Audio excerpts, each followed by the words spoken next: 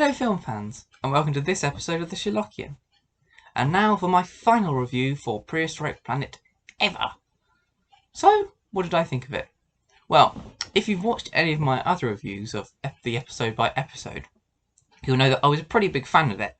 And in fact, when I was thinking about what to say for this review, I actually wondered whether I'd got anything new to say about the show at all. So I went back and watched my predictions review and had a bit of a think. And so these are my sort of overall thoughts about the show in general. So what did I think overall? Well, I must admit, this documentary was absolutely fantastic. I try not to look at too many other reviews of shows that I review, just so that I can be sure that what I say is what I think and I haven't been affected by anyone else's opinion.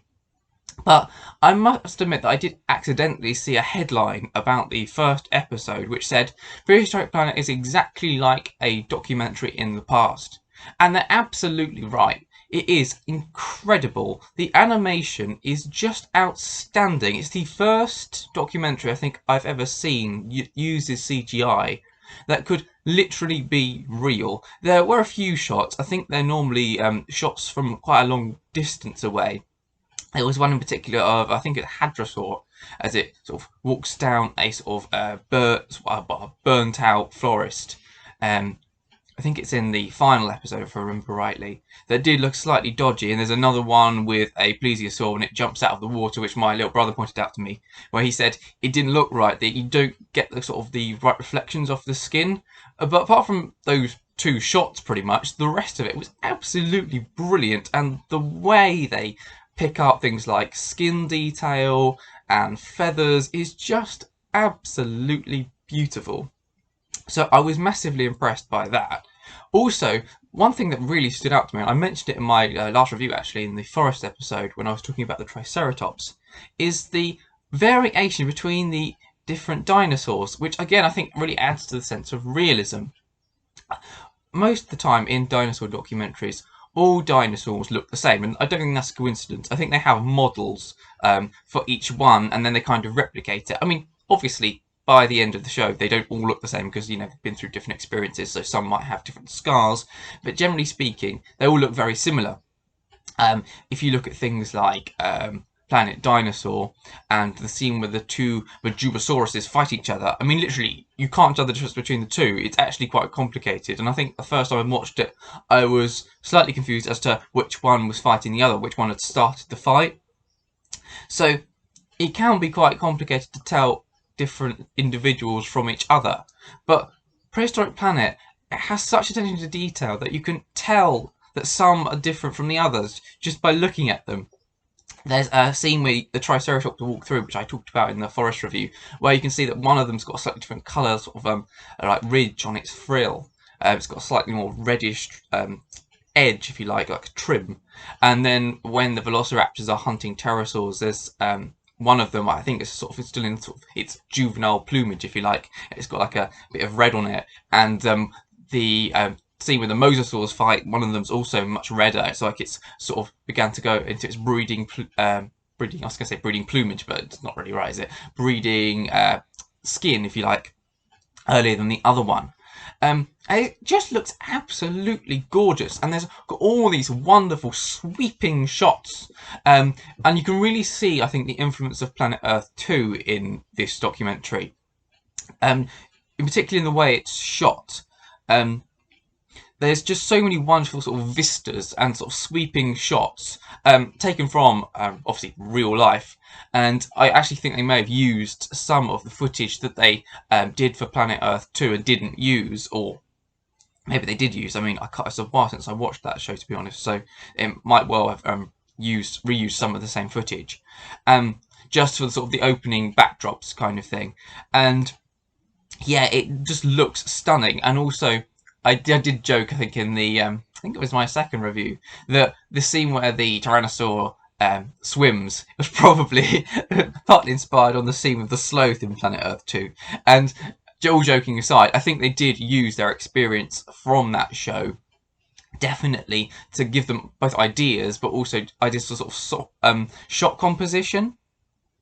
obviously another thing is the use of music, and I think this is the first dinosaur documentary I've seen. Obviously, dinosaur documentaries have used music before, it's a pretty standard technique, but this is the first one I've seen that actually has like a proper score to it. I might be wrong. If anyone knows of another one, they can let me know in the comments.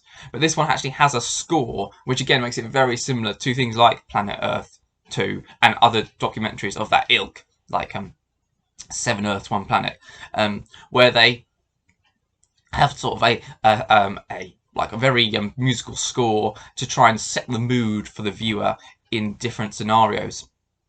So I thought that was very interesting. Favourite scene in the entire series?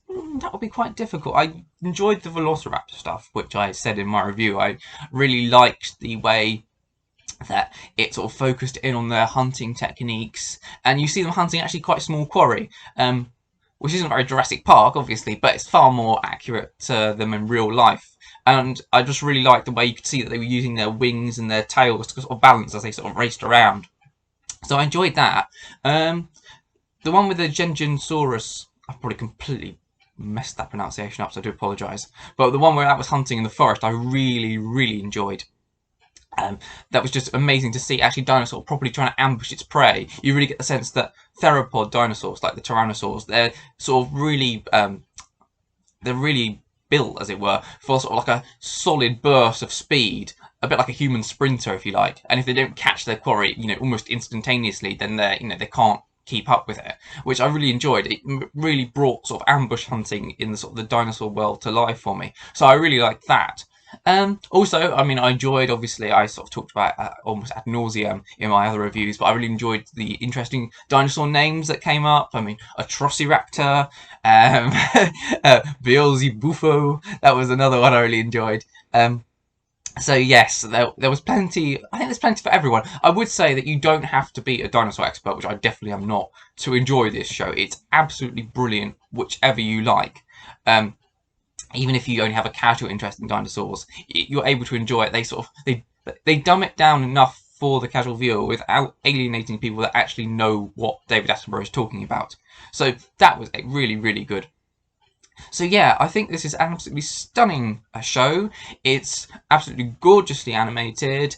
It feels very much like a documentary that we would watch today about the natural world in the present day as well. So it feels very normal and understandable. And yeah, if you told me that they had a time machine that popped back in time, I could believe it. Almost. It's that good animation. The only thing I thought that they maybe could have improved on, you know how in BBC documentaries, particularly David Attenborough ones, they always have the making of bit where they show you know, some poor producer somewhere, and they've given her like a tiny camera, or him obviously, and they're sitting somewhere, and David Attenborough always does that voiceover where he says something along the lines of,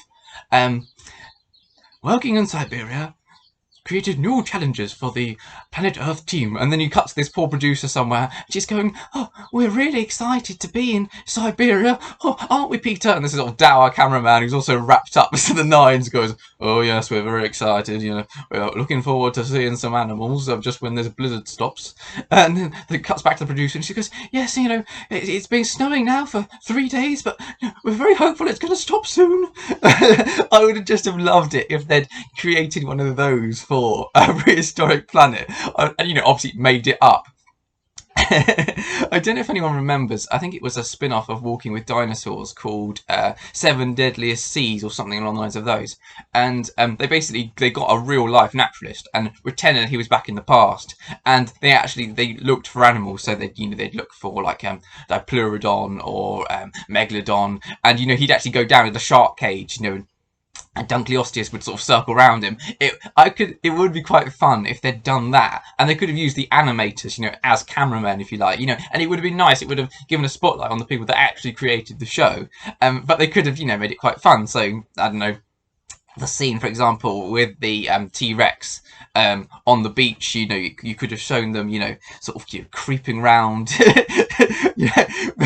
trying to keep a safe distance using like a telephoto lens, and I think that would have been quite. Or having them shot it from like a boat offshore, and you see that sort of the male T-Rex keeping sort of a wary eye on them as if going, "Oh, I don't really like the look of you." I think that could have been quite fun, and obviously I know why they didn't do it. It's because it would have, perhaps deteriorated from the seriousness of the show. But I mean, they are pretending that they're going back in time, watching dinosaurs, aren't they? So it would have been fun, I think.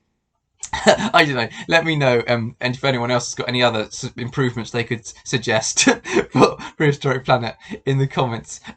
These reviews have been very well received by my own quite small standards, so thanks very much for everyone who watched them.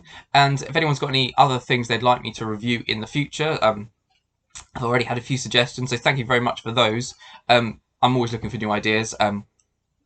It's been suggested that I review Walking with Dinosaurs and Planet Earth, either 1 or 2. So yeah, I'll definitely be looking at that in the future. So thanks very much for everyone who's shown interest. Anyway, thanks very much for watching. That was the Sherlockian, and I'll see you in the next one. Goodbye.